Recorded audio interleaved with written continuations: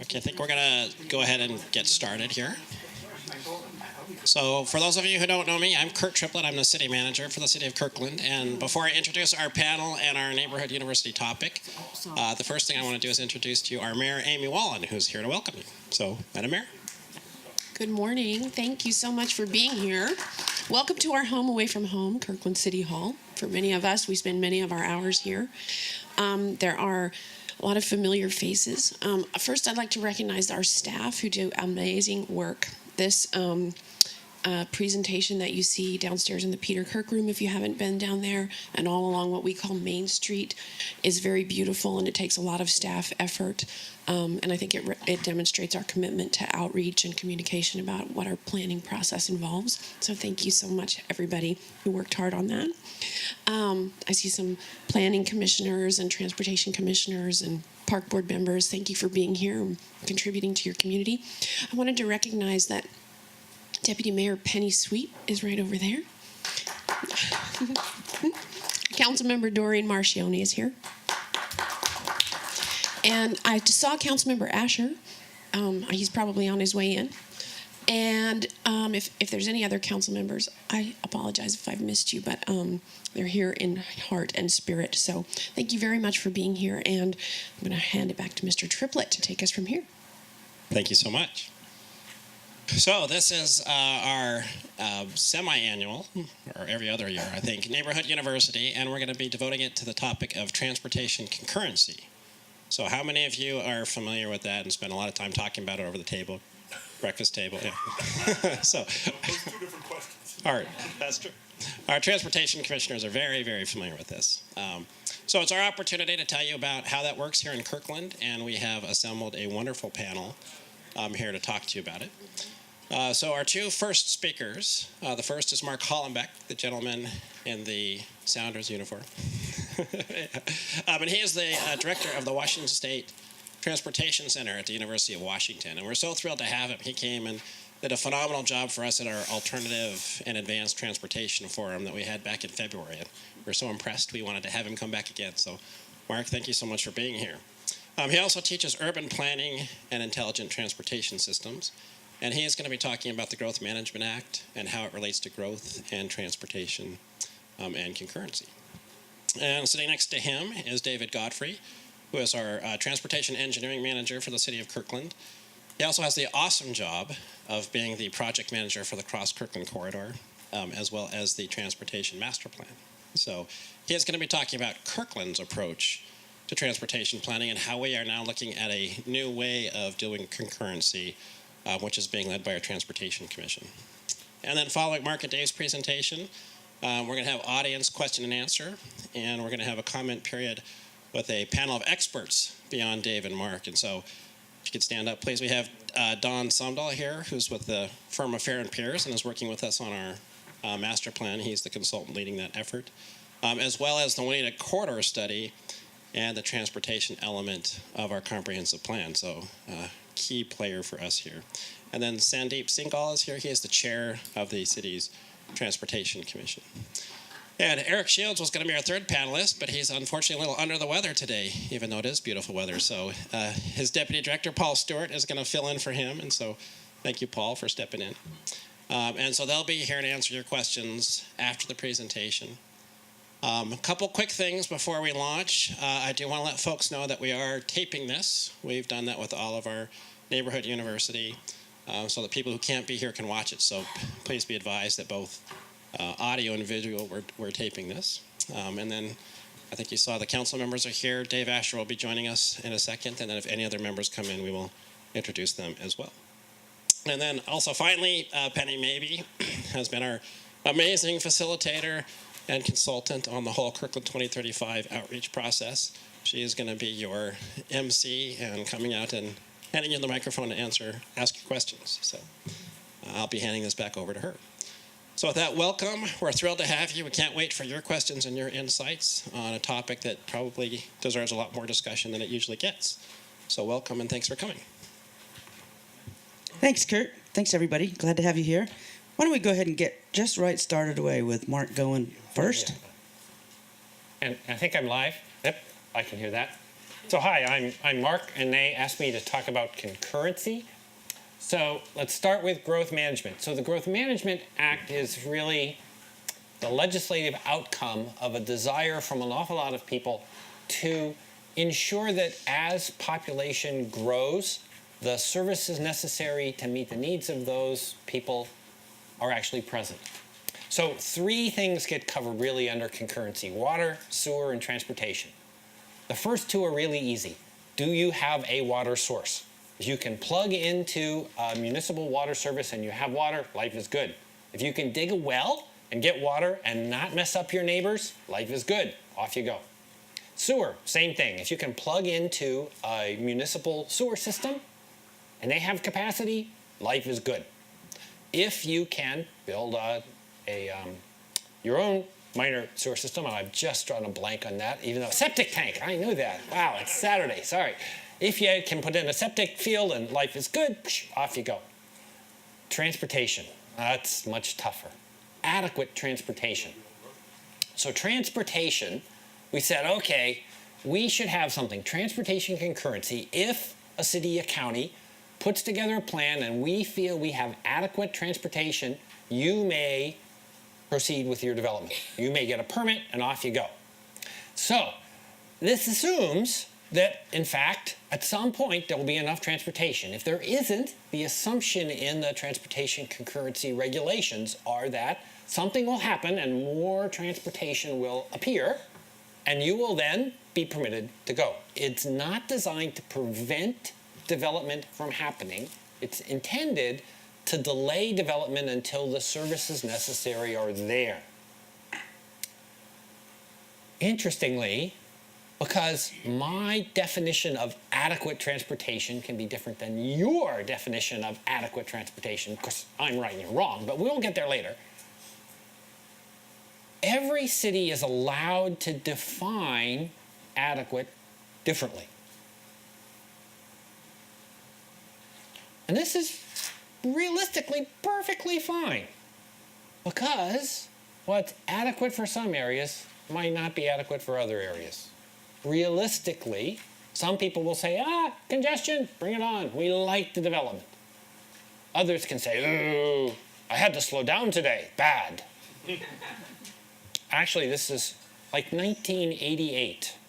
I would bet Don was there. There was an ITE state transportation conference. It was in Yakima. It started at 8 o'clock in the morning. I drove over the night before, stayed in the Holiday Inn, got up, was eating breakfast in the Holiday Inn, and people were complaining about the awful traffic congestion getting into Yakima. And I was sitting there thinking, what, you hit the light on the way in? But to them, it really mattered. They were quite upset. I grew up in LA, right? In the 70s. I was down in Irvine, and people were complaining about traffic in Seattle, and I was at a conference in Irvine and headed back to my folks' house. They still live in Southern California. I was sitting on an 8-lane arterial that was dead stopped in both directions, over top of the 405 down there, which at that point was, I think it's 6 lanes in each direction, dead stopped in both directions. And I'm thinking, they're complaining about traffic in Seattle? Traffic is very definitely an issue. And yet, it's not necessarily what everyone wants for adequate transportation. Can I get around? On the other hand, traffic is something in many respects that we as cities feel we have control over. We can build roads, right? Sometimes we don't control transit. Voters turn down transit regulations and service goes away, in which case I don't have so much control over that. So, if I control what roads exist and how they operate by adding lights or changing signals or adding turning lanes, roads are a good thing. So look, most jurisdictions responded and said, concurrency is all about roads. And we'll develop a mechanism to say, do we have enough roads? Do we need to build more roads? Do we add widened lanes? Do we have to add in intersections or whatever? Great. Until we went to use it. When we went to use it, one of the things we found was that roads, purely roads as a measure, is a really blunt instrument. Now, the way concurrency works is you set your system, your regulation, And if you fail the regulation, you are not allowed to permit new development. Period. End of story. Until your equation shows that life is okay, and now you can permit it. And what that means is if your equation is all about roads and you fail, the only way to solve it is to add roads. And if you get to a place like Kirkland and you look around the beautiful downtown and say, okay, I'm going to add a lane. You don't need sidewalks. Why would anybody walk? Cars, we drive. It's all drive-in restaurants now. And that puts you in a place where I'd really like to rebuild this town. You know, here's a old building, it's falling apart. I'm not allowed to permit it, okay, because this road is too congested. So I have to knock those buildings down and widen this road, and then I can. That doesn't make any sense. But that's the way the regulation was written.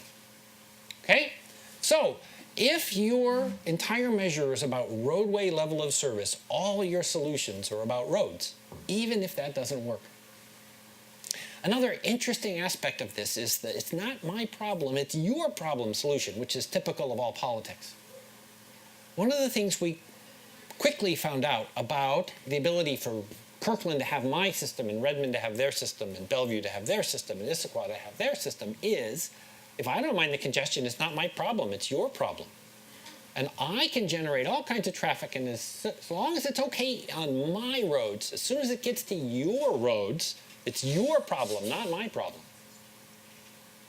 This, by the way, came back to bite Issaquah really badly. They had a great system. They said, look, we're okay with things as it is, but you can't build anything that makes it worse for everybody else. Perfectly fair, sounds great. Except they didn't consider that they'd already permitted a bunch of stuff that was building, and so that stuff happened, and suddenly things were worse. Okay, through no fault of anybody's. And then they said, oh, sorry, regulation says you can't build stuff. So they had things like dance studios that couldn't rebuild themselves. You know, not growing into, they just couldn't actually change because they couldn't get the permit by law. So what happened? Well, if you couldn't build in Issaquah, you built in North Bend. You built in Maple Valley. And what does that mean? It means you drive through Issaquah. Right? So they got even worse traffic. And no development, and no money to do anything. Because they couldn't permit it. So everybody moved out, and they got way worse. Unintended consequences. But North Bend didn't care. It's not my problem. Have some cars. Life's good. So, these regional problems, and by the way, by definition, state highways of significance don't count. Again, perfectly logical from a regulation standpoint. Because 405 sucks, right? And you guys don't have a couple $1 billion sitting around to make 405 work. And you wouldn't want the fact that 405 sucks to keep Kirkland from doing what Kirkland needs to do. You can't rebuild Totem Lake because 405 sucks. Okay, so we take that out. Oh, so what happens? Okay, except when 405 is a mess, right? Everything backs up into Kirkland, which messes up your roads, which means you fail.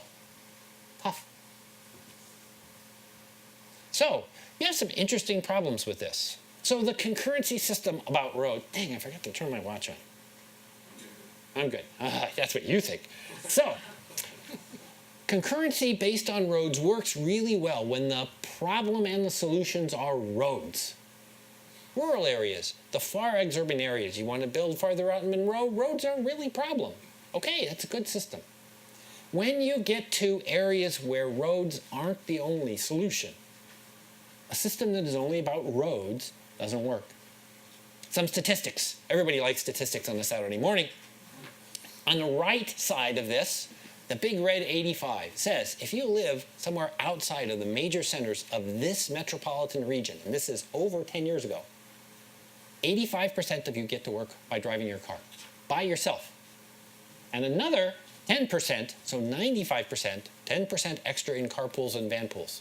95% of you get to and from work by car in those areas.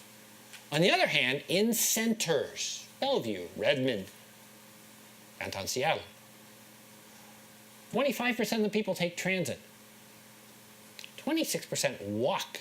By the way, Seattle is one of the leading walking areas right now, and Kirkland, downtown Kirkland, is growing. And how many people walk to work or bike to work? So, in this area, a road-based system might be a really good idea. In these areas, doesn't get you necessarily what the people who live and work here want. And by the way, Kirkland is growing in this area. Traffic. Cars just get more and more. Well, this is another statistic. This is a graph of vehicle miles traveled, and this is about 2000. It starts to flatten out. Matter of fact, it's going down, and the question is whether it will continue to go down. There are lots of really interesting statistics behind this, and this is, you don't have to read this. Every PowerPoint slide presentation has to have a slide you cannot read, and this is mine. Okay, they won't let you do this. It's part of the code. So this is, the green part is when this line was going up, all these things were happening. We had more and more people. All the women, shame on you women, joined the workforce. And of course you had to get there, and so you drove. And so we bought second cars, and we had more income. And when you have 2 cars and 2 people working, and suddenly you drive more. That's great, except now you're all working. And we already own 2 cars. At one point I owned 4 cars. All right? And when you look at how these things are happening, all of a sudden a lot of the trends that were driving people to drive more and more have stopped. So, will it continue? I don't know. This is, if you ever get to take my urban transportation planning class, which is a hoot, because it takes a bunch of civil engineers and whacks them upside the head and says it's not about the engineering. I used to give, the class project was easy. I give it out, groups of 5, great. Your problem is fix 520. Oh yeah, by the way, you have to find the money. You have to get the politics. You have to understand the institutions. You have to describe all the problems. And I used to do what's called, this is before the term existed, speed dating for traffic engineers. So I would bring people like Don in and say, Don, come, I need you for an afternoon. You get to play an interest group. What interest group would you like to be? And Don would think, who do I hate the most? What has been driving me nuts on the Lace Pride? Okay, I am going to be the Indian tribes. Okay? So I would get my professional friends to come play an interest group. And I'd say, great, you guys, my teams, you have your whole list of alternatives. You got 5 minutes with interest groups to get public input into your project so you can select things. Every 5 minutes, speed dating, you're going to change interest groups. Okay? Got 2 hours? Go! If you saw them at the beginning, they were these bright young students ready to go, had this list, they were going to solve the problem. If you got them at the end, you were the last person, regardless of what you were doing. They were down to one alternative. They had already come to the conclusion that you, even though you had not talked to you yet, that you would hate that alternative. And they would come back to, oh, Professor, we're going to die. There's no list on it. Congratulations, you passed the class. By the way, you got a report due in 2 weeks. What's your answer? Welcome to transportation planning. If you are the Indian tribes, 520 is all about fisheries, right? Because their spirit, their livelihood revolves around the ability to get fish through the Montlake Cut. And you're going to mess that up? Heck with you. You commute across 520. It's all about the road. Come on, 8 lanes, of course. You're an anti-tax person. Heck no. Yeah, sure, you can do whatever you want. Toll it completely. Don't charge me. I don't use 520. You're a bike rider. Whatever, I don't care what you do, so there better be a bike lane. I'm a train aficionado. It's great, but there's got to be a train. Your district comes to Monroe. It's because of where I live. The answer to all urban transportation planning questions is it depends. It depends on what your perspective is. You have to understand how other people view things because they view them, rightly so, very differently. I call this the famous greed slide. I didn't invent it, but I love it. The same amount of density is up here and down here. Same number of single-family houses, multifamily houses. They both have a shopping center. They both have a school. Great. The transportation in these 2 neighborhoods is completely different. In this neighborhood, Harris, Sally, She's 10. She wants, maybe 8. She wants to go play at Joe's house. How does she get there? Well, this all has nice fences in the backyard because it keeps the dog in, right? And so Sally has to go this way, out onto the major road, right? Think 85th. So of course, Sally's gonna walk there. Heck no! Mom or Dad drives Sally to Joe's house. Sally has to go to Joe's house. He walks. If this road is big, she goes this way. You talk to these people and say, transit. They say, great, where's the parking right? Because no bus can go up here, come back here, go up here, come back here, and have any level of service that makes any sense for a rational human being. You say bus, you put a bus here, and all these people can walk to it. So this bus is efficient, it's quick, and lots of people can get to it. So they use it. Makes perfectly good sense. In this neighborhood, this road is guaranteed to be congested as soon as this is built. Why? Because all of these people have to turn left at some point off of this road. And so there are lights all along it. And, as any good traffic engineer will say, you can't progress traffic in 2 directions on a road simultaneously. Doesn't work mathematically. So with all those lights, you get traffic congestion. Guaranteed. So these people all complain about this road. It should be widened so I can get in and get out. These people who live next to it fight like crazy because they're the ones who pay for it in noise, in pollution, in dangerous things happening to their cats and dogs. So why do people live in these beautiful places?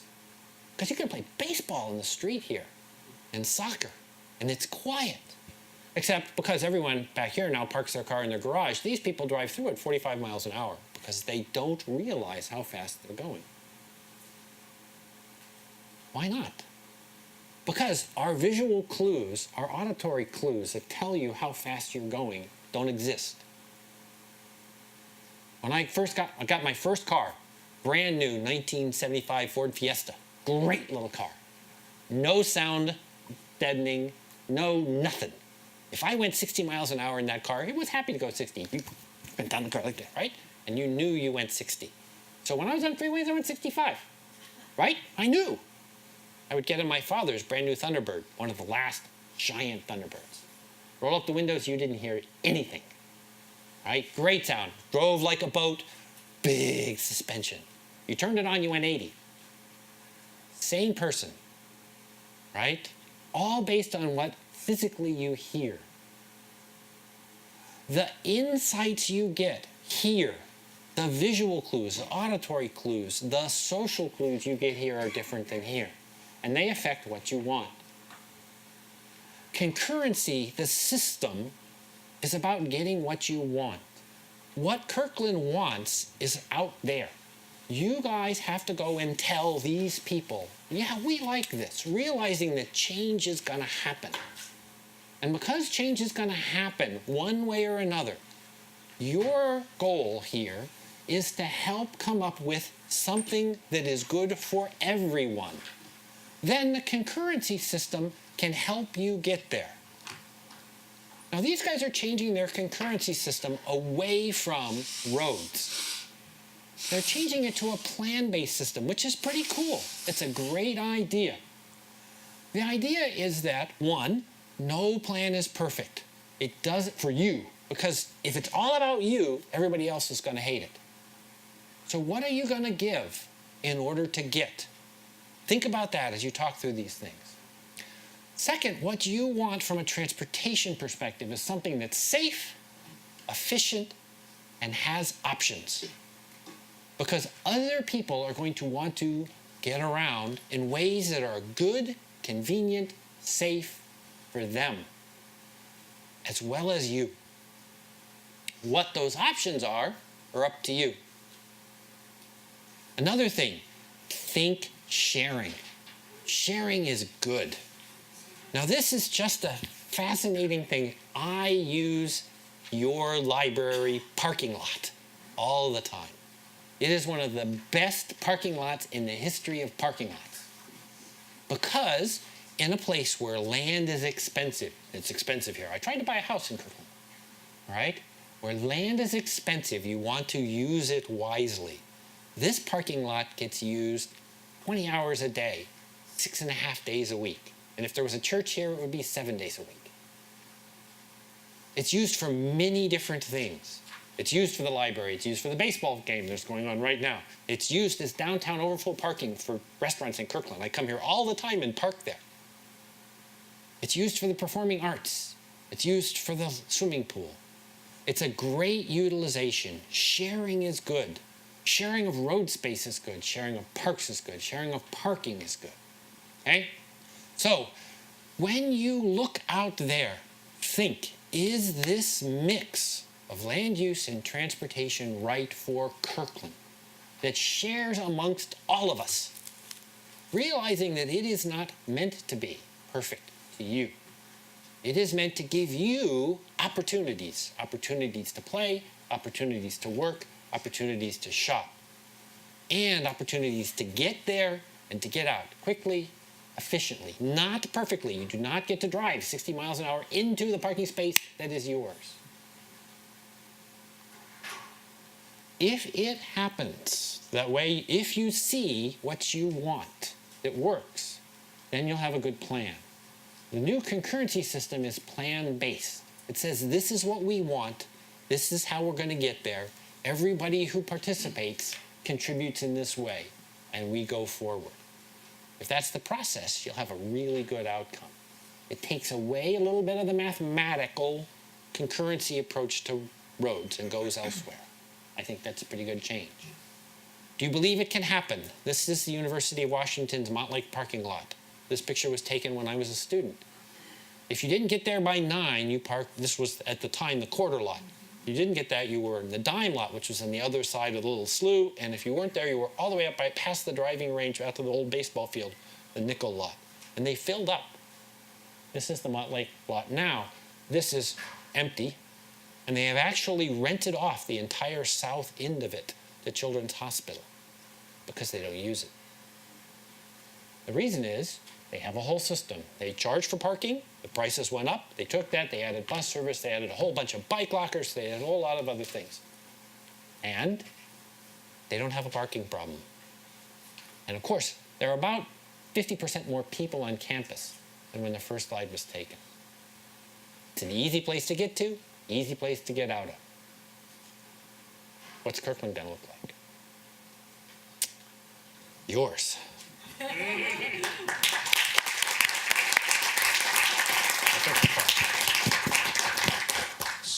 So that may be the first time we've had like a real professor teach neighborhood U, and that was good. And so now you're going to hear from what's the lowest thing, an adjunct instructor, adjunct lecturer or something? Yeah, teaching assistant, right. What do you call the green slide again? Is it the famous green slide? So I'm going to take a map of a 10-minute, it's this project we're working on called 10-Minute Neighborhoods, and I'm going to bring it downstairs, and you're all going to come downstairs after this is over, I bet. And I'd like you to take a look at that and think about the famous green slide. It works either way. It's not my slide anyway. Because, yeah, all right. So because you can find out ways to make those neighborhoods better. And thanks. Merritt, did you like the Ford vehicle plug? Was good, wasn't it? Did you hear that? It was great. Okay, great. It was a great car. And I know. it still is. Yeah, and it depends is so true because I didn't know the Peter Kirk parking garage was really great. I thought it was dark, smelled funny, and didn't have the right signs. But I'm glad to hear that everybody's perspective is different. Okay, good. So, let's see. In a few weeks, I'll be celebrating 30 years as a traffic engineer. And I think I got slapped up in the head about 25 years ago and realized it's not about engineering. So thank you for that. All right. Okay, so here we go. I'm just going to fill in a few details, really, because that was excellent. I mean, that was fabulous and it really covered everything I'm going to say. But I'm just going to tell you a couple of slides about our master plan, which you can find out more about downstairs. But we really have two parts to it. The orange part, which is the policies and and goals of the which really is the transportation element of the comprehensive plan, and then we have the green side, which is going to add and amplify on that and give some more action than you'd see in a normal comprehensive plan, and that becomes the blue transportation master plan. And then an important part of that is our 20-year project list. And it sounds like I'm constantly plugging going downstairs after this. I am. And so you can learn more about that downstairs and help make some decisions about that. Just another quick overview on the transportation master plan. We have some goals. Then it's like, okay, what's the land use? We'll talk about that in a minute. What kind of, we're calling them projects, but what kind of transportation facilities are going to go along with that? And then we have to decide, as you so eloquently said, what's good enough for us. And it kind of matters how much money we have in the end. So those are the goals. Hey, we need to do all kinds of modes, and I'm glad Paul is here because the land use side and planning is really integral. We need to be sustainable. That's fiscally sustainable, environmentally sustainable. We need to be an active partner because DOT plays, among other agencies, Metro plays a big role, private sector. And then we need to try and measure what we do. All right, so I'm just going to fill in a couple blanks here about what's our current system. And Mark did a great job of explaining how this works. And it's kind of the old style where you have it Saturday morning, so we have cartoons. And plus, I think this is so dry that it's fun if it's cuter. Don't you think that? So if we have a given amount of land use, and then we decide what road projects we can afford and accept. So maybe we're not going to widen 108th Avenue, but we might do some intersection projects around Totem Lake, for example. That equals, put those two things together and you get some performance. And this Mr. Clock here is kind of showing like how fast you travel. He's kind of a stand-in for how fast you can get places. So, and the way we're keeping score is just at signalized intersections. So it's performance at intersections, plus we have this funny thing called 1.4 maximum, which means think of it as a glass and water, and so we're kind of like how big the intersection is would be the glass, and how much traffic is like the water. And we're saying it's okay if you have 40% more water than you do glass. But I'll talk about that in a second. But hey, and that brings us to this point, which is, well, all right, yes, but that's kind of the agreement we came to, because otherwise, if we said, no, you can only fill up the glass, you can only fill it up 80% because we want to have a nice empty spot, then we'd have to make this huge or not do this. And so we kind of coordinated it to be this way. But this is how it keeps going. This is what happens. We have a development that comes in, and we say, how many trips are you generating? And we add that with how many, what kind of development has already been approved but not yet built, plus what we can count, right? And we add all that up and do all this magic stuff and come up with left, through, and right turning volumes at each intersection. And then here's your water and your cup. And we divide this city into 4 pieces, and we calculate it at each intersection. And if the average is good enough and everything's under 1.4, then you're okay. That's how you pass concurrency. So that's an example of the kind of mathematical, more complicated system. That was the old way of doing it.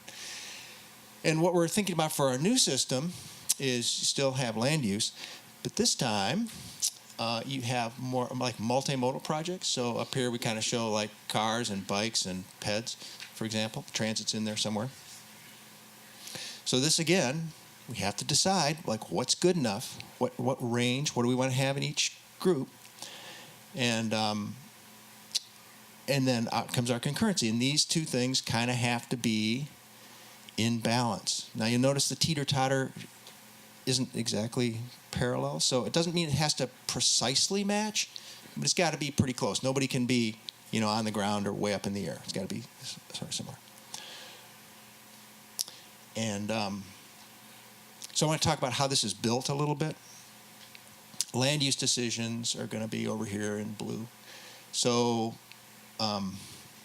I guess the corollary to your thing about something you have to have one you can't read has one that's a little confusing. If they haven't been already, here's one for you.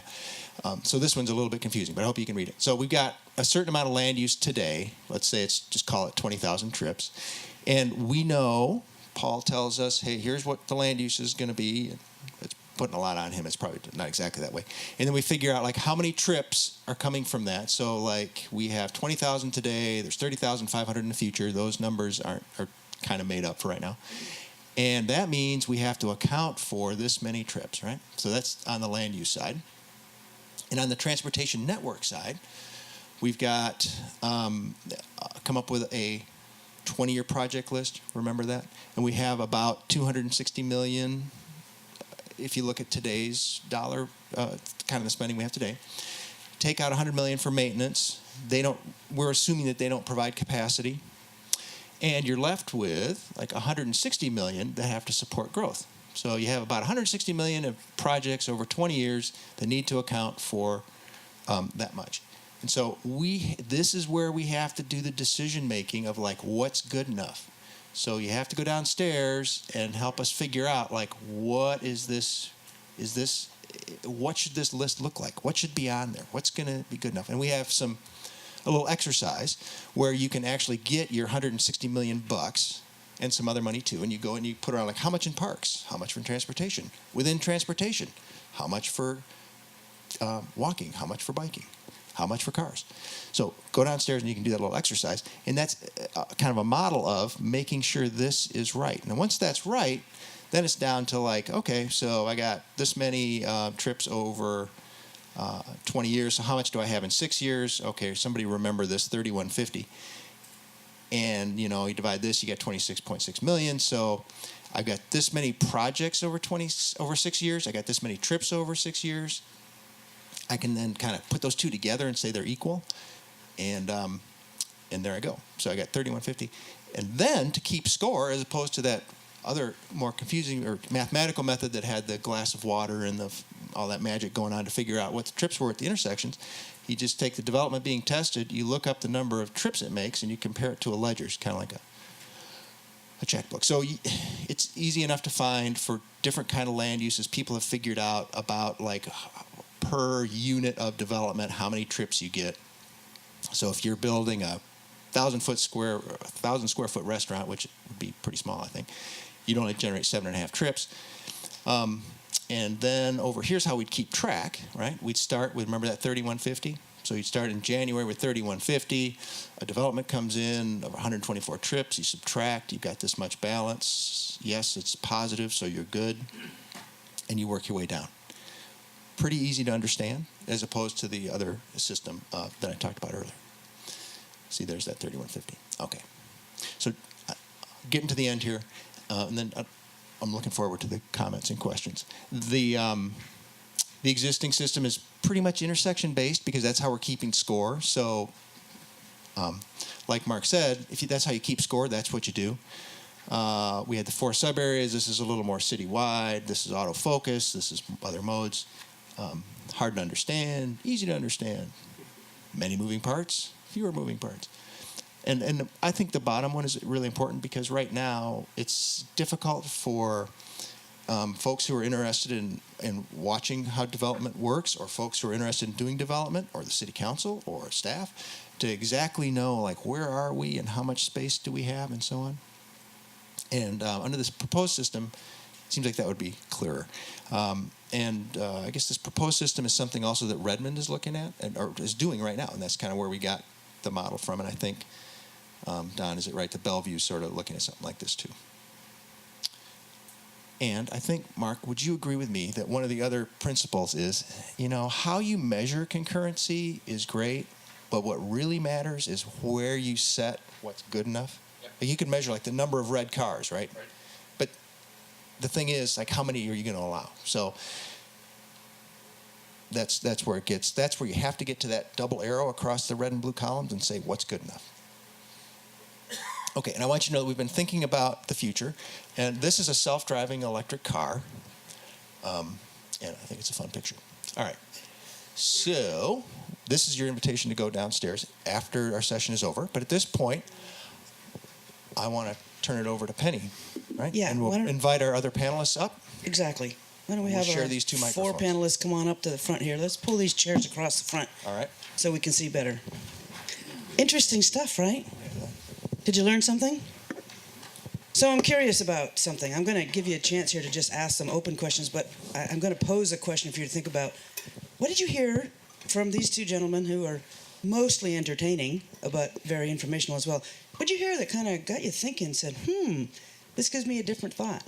Something come to mind when you heard them talk about this? Nothing came to mind. It's Holy Saturday morning. smokes. I know. It is still Saturday morning, huh? Right. Okay, all right. Did it bring up a question? Something you don't understand? Here we go. Okay, I'm going to bring the mic around because this is being taped, so we want to make sure everybody can hear. So in the interest of making sure we get to as many questions as we can, let's try and be as succinct as possible.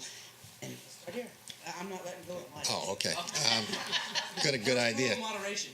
I'm glad I don't have to remember the 1.4 anymore, but I am curious about how the city articulates what is good enough. You've got a new system for measuring success or failure, but how do you define, in a way the public can understand, what's good enough? Oops, sorry. I'm going to try and back up here because I don't know the number. We will have a list of projects that we'll start with here, and that will be the projects that we build, and that'll be good enough. All right, so, but I think your question is, well, I know, but like, would that mean that I'll have a sidewalk on every street, every busy street, or just some of them, or will all the school walk routes have sidewalks, and so that's downstairs. We have some thoughts about that.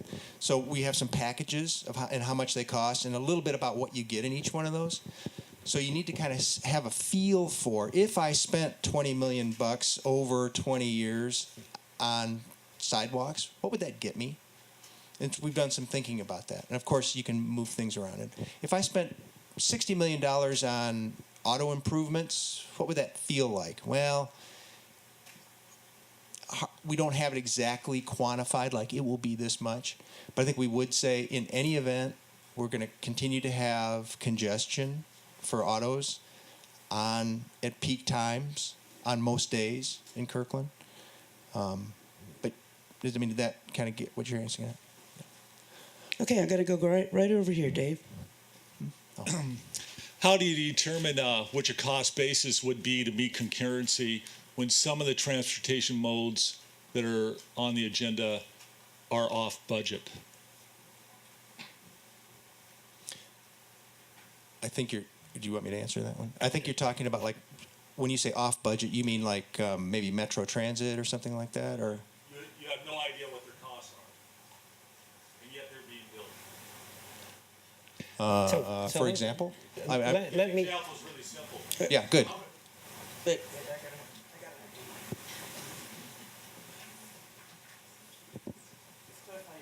Yeah, sure. How many lanes are on 520 being proposed? Yeah, 6. if you would So say six. 6, you would be wrong. There is 7 lanes, and the 7th lane is larger than the lane that holds the buses and the trucks. So you're talking about the bike. And the facility. Department of Transportation, No, that's 8. through numerous correspondence, has no idea what they're spending on that 7th lane. So how do you establish a transportation concurrency when some of the transportation module systems are completely off budget? So there are a couple ways I would respond to that. The first is, one of the great things about concurrency is you can always change the rules, right? That's, matter of fact, what you're doing right now. And the way you change the rules is you have an open process and say, it's 5 years from now, and we're going to change the rules. We're going to update our transportation plan. We're going to update our concurrency plan. The things that we had presumed that were going to happen. And amazingly, no one in this room can forecast the future, right? And yet we're trying, but we'll be wrong. The only question is, are we going to be wrong a little bit, or are we going to be wrong a lot? And so the DOT decides they're going to build a second freeway. Okay? What are you going to do about it? Well, now your plan doesn't make any sense, since you would come back 5 years from now, or whenever your next major update would be, and say, these major inputs that we had expected to look like this are now going to look like this, and that changes what our plan is going to be. And in that process, you might change your comprehensive plan, you might change your transportation plan, you might therefore change the concurrency regulations that goes through that process. So the best way to handle the unknown of the future is to realize that you have to have some flexibility in the process. The good news about the planned approach to concurrency is you actually have an expectation of what that performance will be. And 5 years from now, if that performance isn't following the plan, now you can say, well, we'll make a major adjustment to the process. So it's the best way to handle that. You don't know. Right, you don't know the future, right, that's right. No, excuse me, sir. Okay, sir, I'm going to move on to another question. Thank you very much. I was Okay. also just going to real quick add Go that ahead. it's probably updated. I think we'd probably look at updating things like with our 2-year CIP cycle as well. Can I see how we're doing? NCIP is? Sorry, capital improvement program. Okay, good. Like Wanna make sure what we don't- projects we're going to build. Okay, all right. So just for those in the audience, when you think, she's standing right next to me, why didn't she call on me? I'm going to try and move back and forth and be as fair as I can, so I'm going to come right over here. Thank you. I agree with the approach to use multimodal analysis to make sure that all the trips are accommodated. But my concern is I think we can predict the future because the past is a pretty good indication of it. How can we avoid the trap of trying to socially engineer people to behave in a way that they won't and try and overemphasize certain modes and at the expense of those of how people will actually continue to behave? We've seen this where some jurisdictions have set high transit target rates that have never been met, but a disproportionate amount of their limited capital is being invested to try and achieve a goal that has failed. And now we're seeing some of those jurisdictions are reevaluating it, saying this is actually what the realistic mode splits will be, and we will make our capital investments into those based on that history and what we think is a reasonable projection for the future. Yeah, I'll try responding to that. We don't know exactly in the future, and transit's a good example, how many people will actually be taking transit to downtown Kirkland, or as Totem Lake develops as a regional center, how many people will be doing that.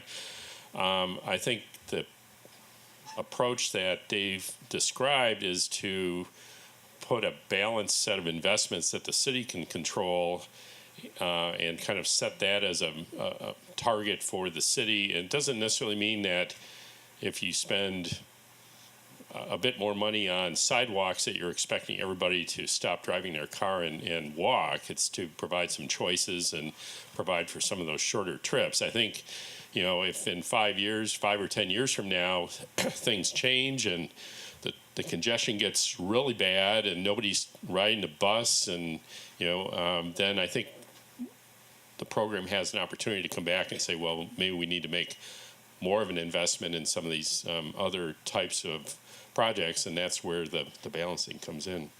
Let me add to that. One of the things, just repeating a plug that Dave had earlier about going downstairs, is the fact that we have multiple packages, and part of a process right now is to get the input from the community about where do we want to put that investment? Do we want to put all our money into roads and road capacity, for example, or do we want to, or how much emphasis do we want to put on walking and biking and other types of transportation? So, within budget constraints, we have a fair amount of flexibility about where we allocate that money. So there's nothing set in stone. This is really about getting the community input to help us set those priorities. I want to go two things just to add to that. One, when you say use the past, or do you want to use this part of the past, in which case the line goes this way, or do you want to use this part of the past, in which case the line goes that way? And the interesting aspect of that is, the question is, Kirkland has been this. If you look in the past, if you look in the 70s, this was Kirkland. So is Kirkland going to become this, or is Kirkland going to stay that? And my gut reaction is that there are parts of Kirkland that are going to be this, and there are parts of Kirkland that are going to be that. And you want to be careful that you don't apply these measures to these parts of Kirkland, but you don't want to apply these measures to those parts of Kirkland, which means you want to think very carefully about what your resources are in the different parts of Kirkland. I'll be quiet. Penny, I'm sorry. Marilyn Beard, assistant city manager, who's kind of organizing all this whole thing today, told me two things about today. Well, she told me a lot of things, but two things about this morning. She said, don't be afraid to be provocative, and don't pile on answers after everybody's already talked. So I'm trying to balance those two things. So you're going to pile on. I got to say this. Yeah. Regardless of what Marilyn Beard said. I think this whole thing about like social engineering is a little, sounds neat, but if you think about social engineering, you could look at the interstate system, which we think of. Could we think of that as social engineering? So, I think what we're really trying to do, and I think Sandeep said it, is provide alternatives. We're not telling anybody you can't drive your car. What we're saying is if you wanted to walk to the grocery store, let's try to make that available. Thanks. And those things are happening, whether you like it or not. Those things are happening. Okay, why don't you leave that slide up? Okay. So, do you feel you have adequate capacity to model changes, like the ones, for example, that he brought up, or others, kind of on the fly to play what ifs to determine where hotspots are and tune your program? Or do you feel you're inadequately funded in particular for that sort of modeling? I know we don't want to do this in a full-blown engineering manner, I guess, but I think there's some value to having an ability to model. So that you can get a rational output on what your investment structure should be. So I guess I'll answer it depends. Good. Yes.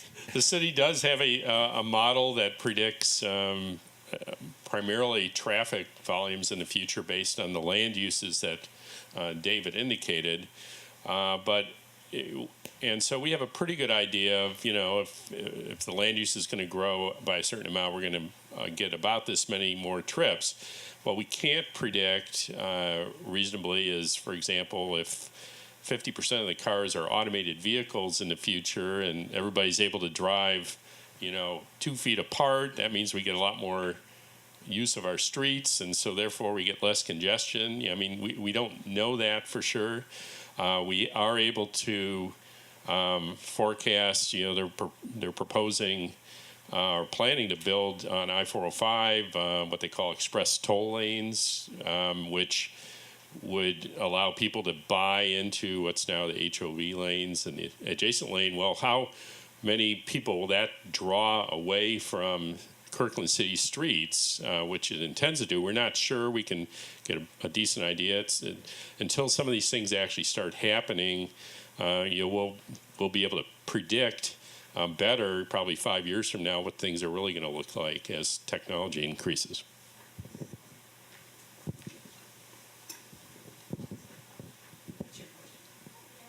So first I wanted to say thank you for the very interesting presentation. I was kind of wondering how you guys are going to approach the City of Kirkland transportation, the youth. That's what I'm kind of curious about. I think it's really important that young people have a voice in what the city is going to turn into and how it's going to change and develop. And I just kind of wondered, you can't really do that unless you educate the youth about how public planning works. Back when I was in high school and stuff, so many years ago. Yeah. We just weren't really aware of how those things worked, and we can only really use what's given to us. So I just want to know, how can the city and, the transportation and going forward with the, 2035 plan, how can you better inform, teenagers and young adults about their choices and how they can have their voice heard?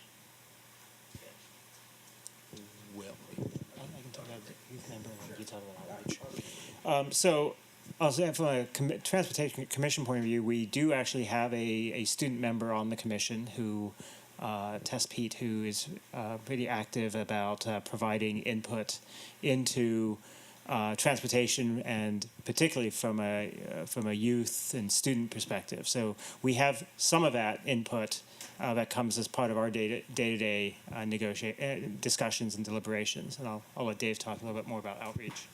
Yeah, I'm thinking that. I guess I was going to kind of ask, what do you think? And we have the City Youth Council, so we could maybe, I'm looking for somebody in the back who knows something about outreach, maybe take this show to them. I remember a few years back, I did a really interesting project with some high school kids. We used to have more of a youth day, or and it was really interesting to talk to them about transportation. and like what would get you to not drive to high school, and it took a lot. I mean, it was more like, I don't know, could you just give me like more hours of sleep or something? That's a great point. And so maybe we can talk afterwards. You can tell me some ideas you might have.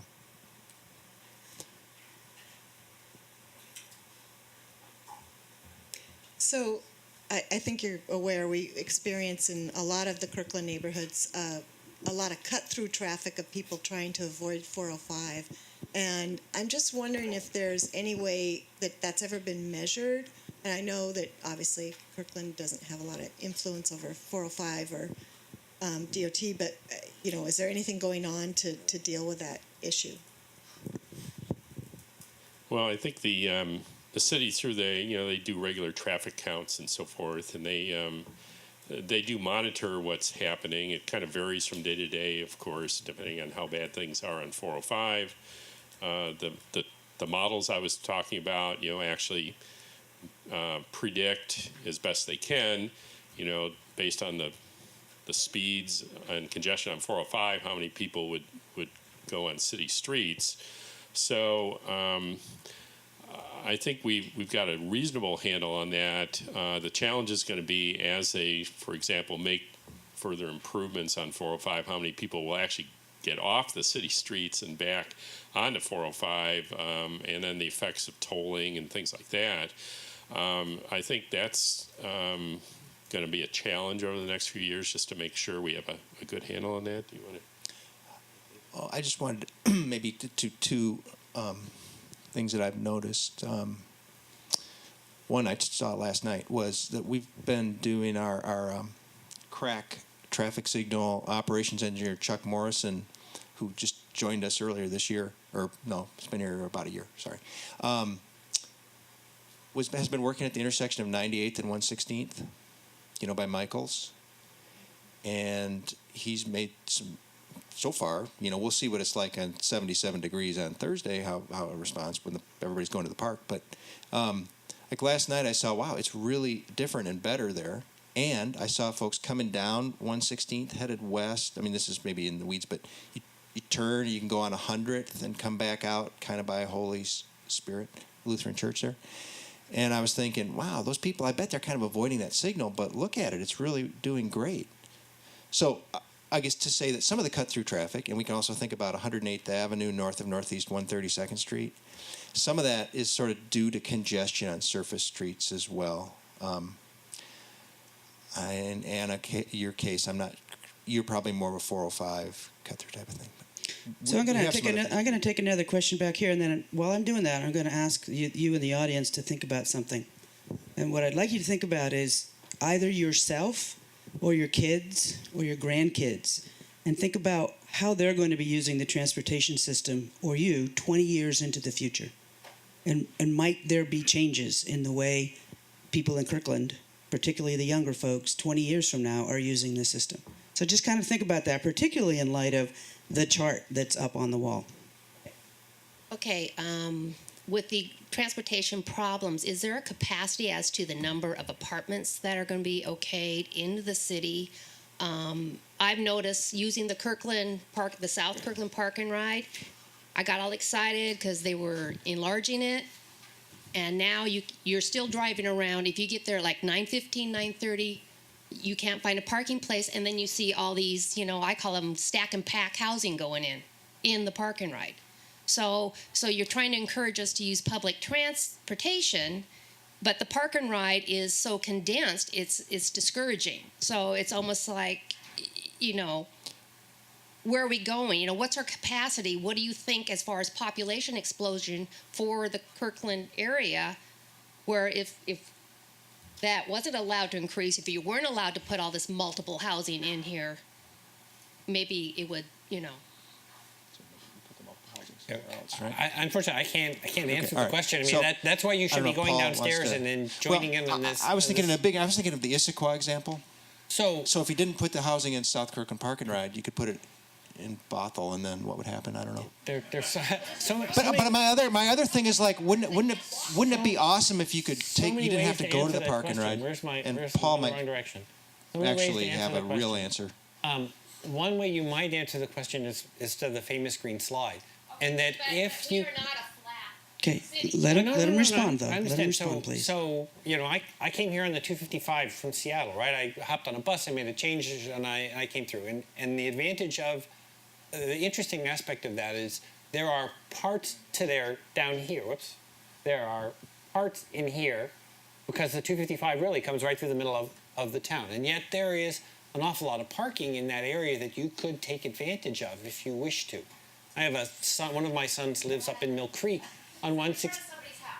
No, not that out on 164th, and he is in Mill Creek. To get off 164th, it's an awful road, right, and lots of development going in. And the buses go straight up to the Ashway Park and Ride, drop off, and go home. And it takes 5 light cycles to get out of the Ashway Park and Ride lot to get onto 164th and then fight your way down 164th. And I think, a little bit of work here. They've got must be 8 churches, none of which have any parking in them whatsoever during the vast majority of the day. I think, wow, you could reuse that parking space during the day. You've got parks. When do people need parking at parks? Well, they need parking at parks at 5 o'clock in the evening through 9 o'clock if it got lights is later. You might be able to reuse parks. There are other ways you could do in the manipulation of your system. I think Paul might have kind of more of a real answer or direct answer. Yeah, I think, part of our challenge is we're trying to plan for growth over the next 20 years. And the question is, where should that occur? We're looking at places to be more walkable, more bikeable, more transit friendly. And how do you distribute that growth to the right places? So that's the question we're trying to deal with and balance that transportation and land use so you can connect those things together so that people don't have to drive, they have options, as we talked about, and try to accommodate our so-called targets for housing and jobs that we're supposed to meet. But are you really saying like it would be great to have more capacity at South Kirkland Park and Ride? Yeah. It's starting to look like projects. You've got all these little apartments going in. I hear the apartments have been approved, but they don't have parking. Yeah, they say people don't need cars, but you've got one little QFC as a grocery store. How many people is that going to provide for? Okay, Dave, why don't you take a quick answer to that, and then I'm going to move us on. I mean, there is parking at the apartments. Okay, well, we can talk about it. We can talk about it. Paul, I think, between Paul and I, we can talk to you afterwards. Sure. We'll talk about that. Okay, I had a question here. Did you have your hand up? Quick question. How is all this going to be funded? Are they looking at ways of improving and stabilizing the funding? Tolls, property tax, gas tax, bonds? This is all going to be funded, but it has, right now, it's an up and down process. How's it? Yeah, so like again, downstairs you can see some displays there about like where the money comes from, and we're kind of saying, all right, right now our current the assumption for downstairs is that there's about $8 million a year that would be available, kind of based on what's realistic from today, over the next 20 years to fund transportation. Yeah, well, yeah, we feel like that's pretty stable, that number. If we went higher than that, it might be less. And that's the city's funding. That doesn't speak to any other regional types of funding. There's some grant funding included in there. Right, but in terms of what DOT's funding is or Metro's funding, that doesn't speak to that. Right. You can only control the city's funding. Right. Right, yeah. Okay, so I'm curious about my question. Are you thinking about 20 years into the future and your transportation? What do you think? Well, I think with the youth, they would like to see the physical internet. And I thought I heard Mark say something about the internet at the beginning of this, but that's the way transportation should go. Like the internet, it never gets. So it's going to grow more like the internet. The internet never gets congested. Oh boy, tell that to my computer. Yes, sir. Understanding that auto demand for transportation will go down with these more recent trends, but still, we have the capacity problem is still related to the automobile. Now, what in your calculation of capacity to volume is being dismissed, or are you still using that to inform the list of projects? we're still using it to inform the list of projects. Although if you go downstairs today, you won't see, like, if I chose this many dollars, what would my V over C ratio look like? But when we get a little farther along down, I think it's fair to say we could do something like that. We're still looking at the the traffic volumes and the congestion levels and the places where the city has identified where you need roadway improvements to those places where you're getting a lot more growth, and granted there's going to be more traffic, so it's just a little more targeted. One of the things that you'll find interesting down there is there's a board that talks about, well, what would it take to build our way out of congestion with roads?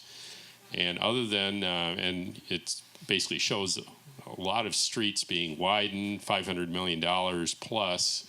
And the question is, I don't think anybody thinks that's reasonable to be able to do that. But then the question is, what is reasonable and feasible to do? So that's what we're trying to do in the master plan. Ken, your question really gets to a question over here, which is like, well, how am I going to know what I'm getting? So we need to, and it's particularly important on the auto side, because on the other side, it's more about connectivity, like on bikes and peds. It's not really a capacity problem; it's a connectivity issue. I think it is important, though. But bad news, and we should be, I think, transparent and clear, is we don't have a path that kind of eliminates congestion. Right?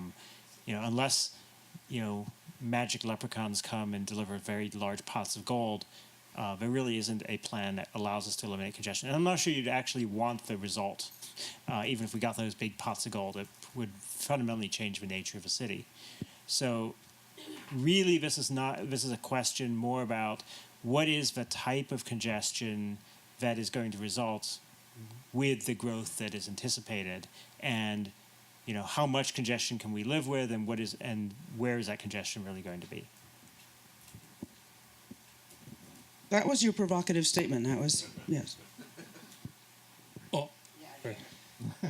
Hopefully not a surprise. I have the feeling that there is something I don't understand in this conversation. So probably because I must be quite ignorant. Everything seems to be very incremental, and like this lady was talking before me, things happen, kind of pop around the city that you do not anticipate sometimes.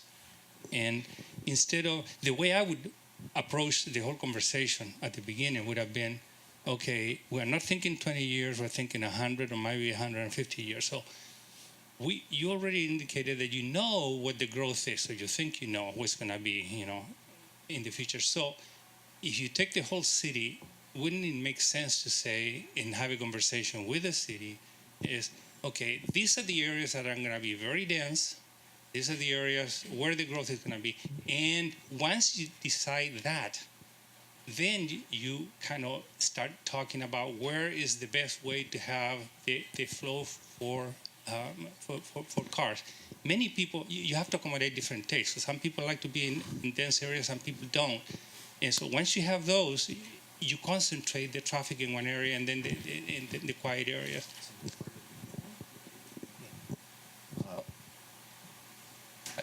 I think, and really, that's kind of the intent of the combination of the comprehensive plan and the transportation plan. They really are, in fact, looking at the land use side of these are the places where we will put pods, and these are the places where we are going to protect single-family housing and maintain it as single-family housing. And therefore, if this is the development, if this is what we're going to permit, this, in fact, are the transportation systems that we're going to get there.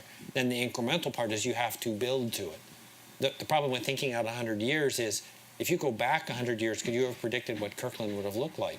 If 100 years ago, remember what Kirkland was. Kirkland was about 100 years ago, it was probably about 20 houses on the lake.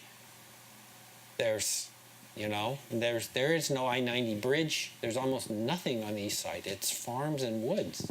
And would you have predicted 100 years what it would look like? So 100 years is very hard for us to envision. We don't know whether automated cars will really be there. We can, however, envision 20 years, 40 years, 50 years. It's getting a little touchy there.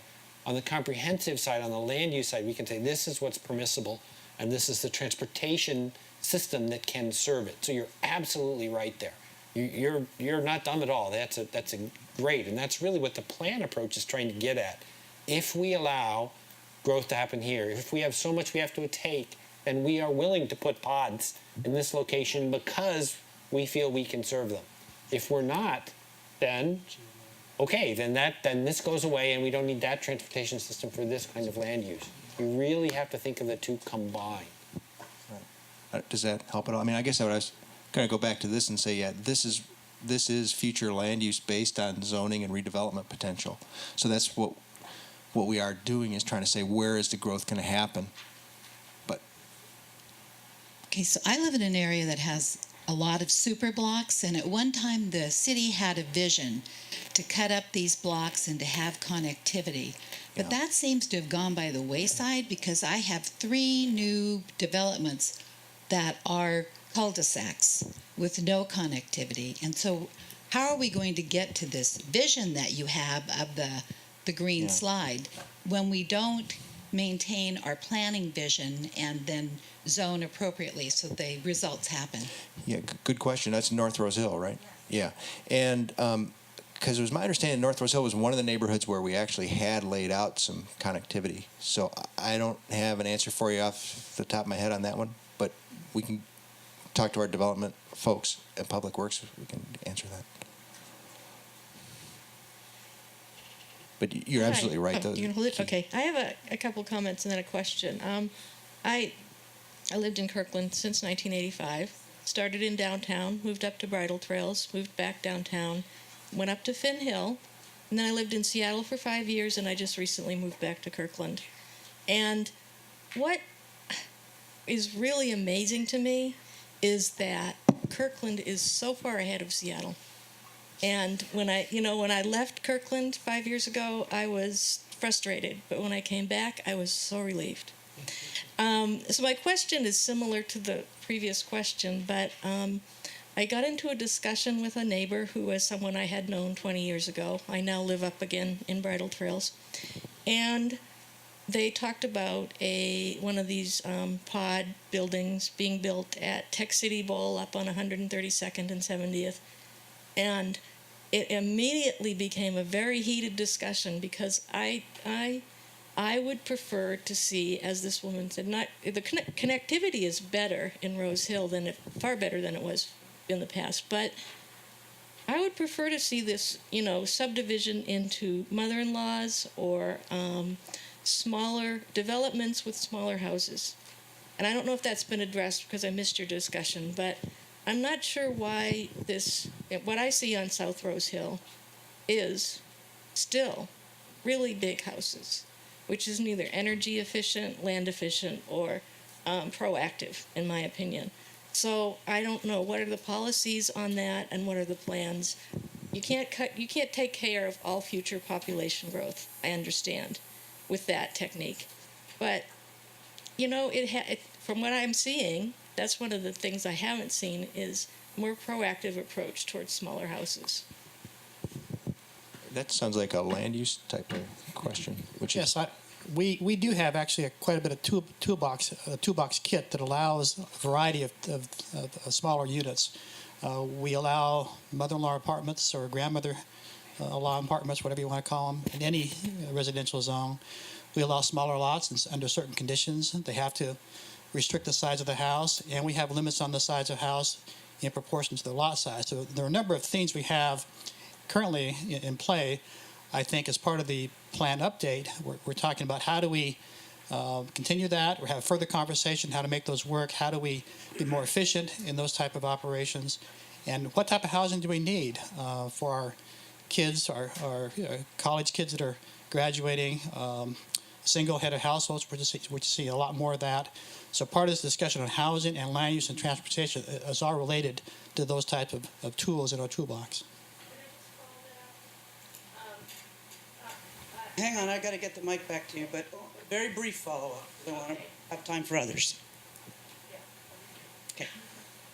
I just noticed that you're using the word allow, which means that there's not a consideration to me of regulations that actually more strongly encourage the builders who are doing this to change their ways.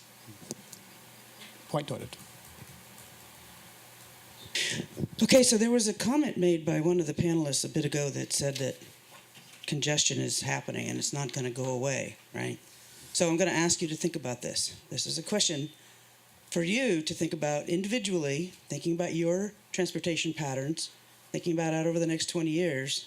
What would you be willing to do to help reduce congestion, you personally, in your traffic patterns and your use patterns? Yeah, I did. A lot of the discussion I've heard today is talking about land use patterns and management and how that relates to traffic that seems to be more focused on generated locally.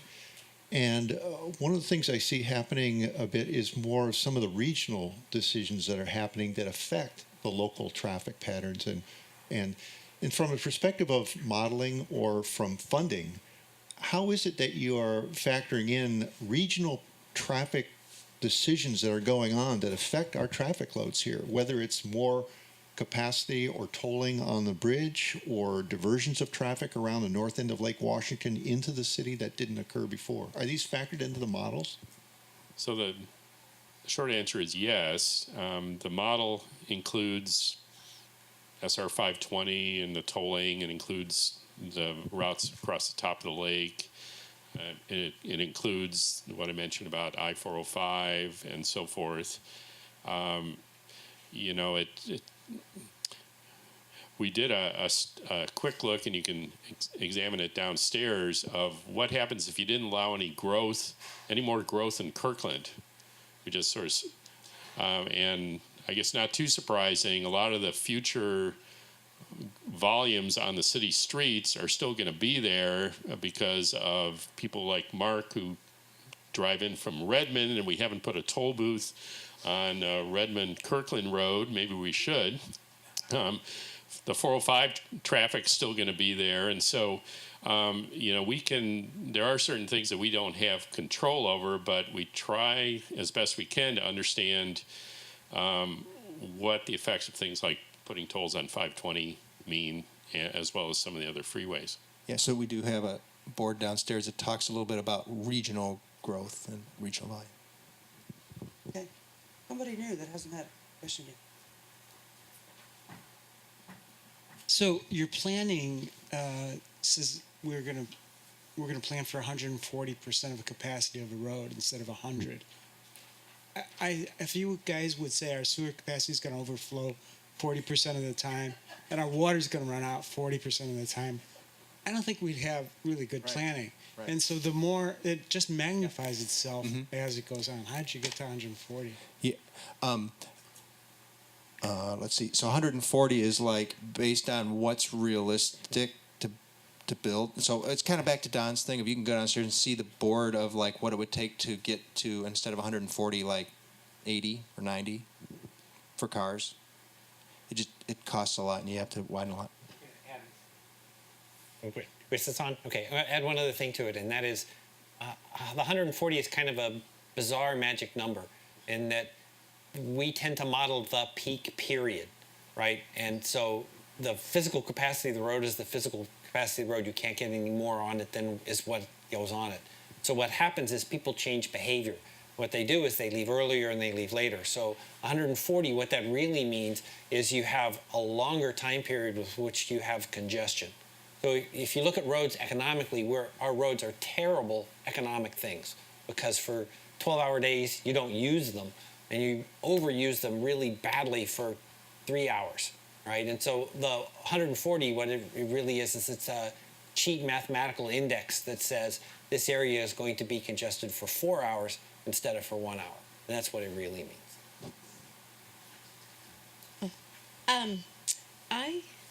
I think Mark came from Seattle, not Redmond. So if you're going to put the toll, I've done the Redmond thing for 20 years, so it's okay. He can blame me on that one. My question is, I think we all think about change and how change, the notion of 100 years ago and the notion of 100 years from now. But change is always hard. I think some of the things that I see changing, and I'm hoping that we're promoting them, things like how are we going to get better transit here? Because that's really important, not just bus or other things, and also the power. You probably talked about the internet. I heard somebody talk about that. What's the power of information in helping people manage and support their trip making? I think for all of us, we like having that information when the road's congested. It lets us be more in control and have more decision-making power. So, can I respond to that first, just in a couple of ways? One, I'm really aware of time, but I also have one bus away right now because one bus away tells me whether that bus is coming that I have to catch in order to make the game, right? 12:16, and I'll know whether it's early. Walking to my bus on the way here, it was a minute early, and I had to jog down the hill to get it.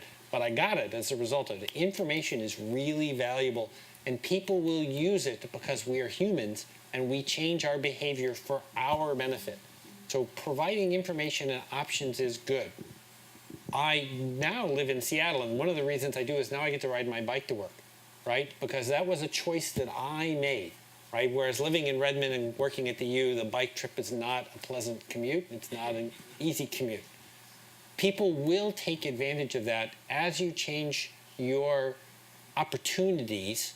Some people will change. Some people will come here because they want to take advantage of those opportunities. So information about their options, providing options, allows people to make those choices. The interesting things you've got going on with the Cross Kirkland corridor and the visions that you see on that picture over there, when you give people options, I think you will see the youth and people who are interested in it, of all ages, even old people like me, will take advantage of the cheap options, which are walking and biking. If you give them the options, they will. Do I still drive a car? Yes, I do. You still have to provide those options. But when you give a variety of options, including the information to help you use them, you will see a much broader characteristic take place. And you will attract people interested in those things, and the jobs, and the shops, and all the rest of it. There's one more dimension about information. Definitely information is a very important part of changing people's behavior and making options accessible to them. We also look at information as a way of making the capacity that we have more efficient. One of the investments that we've been making for the last several years in the city is around something called Intelligent Transportation System, or ITS, which is really about using sensors and cameras and other technology in the road system itself to help us do things like time traffic lights, measure traffic, and actually adjust the road system itself based on how it's being used, the capacity demands. And so you find interesting ways to actually make the system more efficient by using technology as a data source. Yeah, I'd like to go back to the 1.4 factor. Just curious to see what is the average factor for a city like Kirkland in the U.S. And then I look at the example of Lake Washington Boulevard. I happen to walk, not driving, walk Lake Washington Boulevard around 4 to 6, depending on how things go. And very often I tag one car and I'm walking, not running. And I get to downtown Kirkland from Carry-On Point earlier than the car. Yeah. So how does the 1.4 factor applies to Lake Washington Boulevard? And I know we are talking about 10 years, 20 years planning, but these are facts of today, because sometimes it's even impossible to walk because of the congestion, the fumes, and so on. So what are we doing to address that particular problem?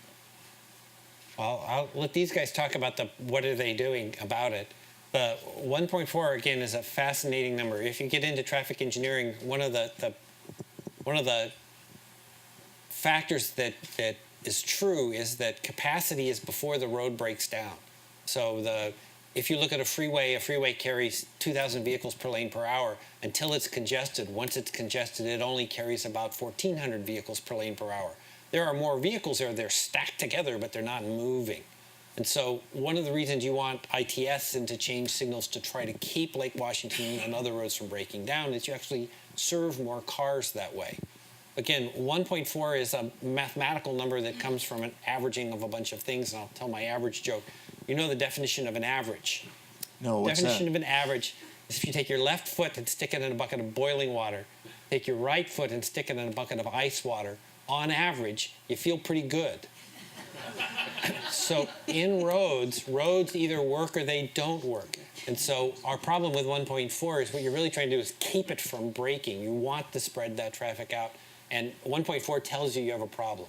Many arterials in this area have ratios of 1.4 in the modeling practice that show that they're broken. Most of the cities that are growing and trying to deal in metropolitan areas typically have roads in the modeling process that have that many intersections that are that far over congestion. It is not at all unusual.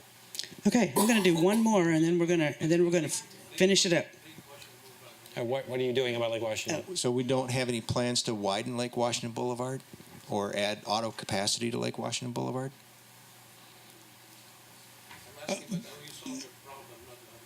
Yeah, well, I think what Sandeep said and what I said before him is we may still have that problem. But the interesting thing is, like, why do people keep driving that way? Behavior. In other words, behavior might address the problem. Changing behaviors. I don't know. No, Yeah. well, I mean, we're not here to change behaviors. That just always occurs to me, like, I don't know, 1.4, 1.3, 0.89, I don't know, but people keep doing it. It's interesting.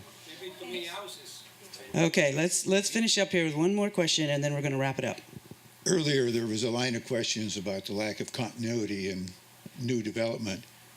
If you put up the green slide again, I think Kirkland is on a microcosm perpetuating what's on the north side, these little cul-de-sac streets, in the way of half-acre to 1 acre developments around a shared driveway that require then access to the main street.